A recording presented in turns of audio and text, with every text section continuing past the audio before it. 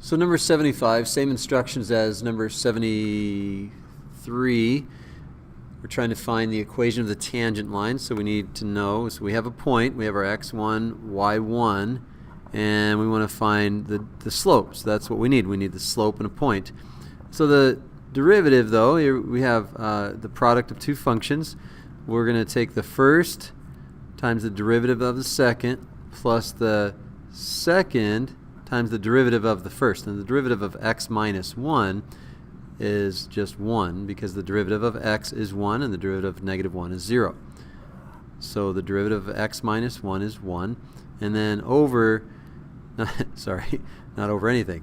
It's first times the derivative of the second plus the second times the derivative of the first.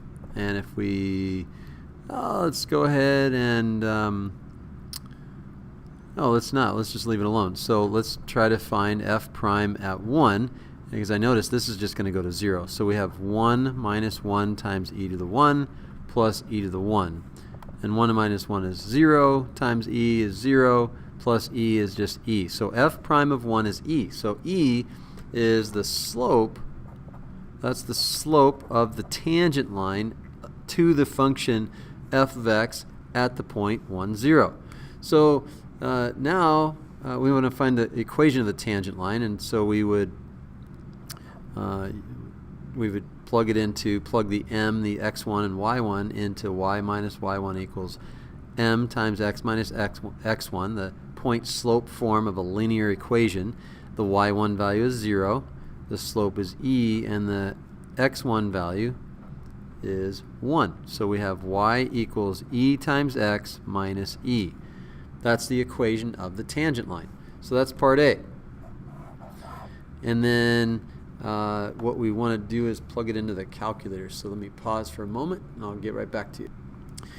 So I just plugged in the f of x as my y1, and I plugged in my tangent line equation into my y2. And let's make sure the window is right. So we want to see where the x value is 1. So let's go from 0 to 2 in the x direction, and let's make sure we can see the y value of 0. So we're going to go from, let's say, negative 2 to 2.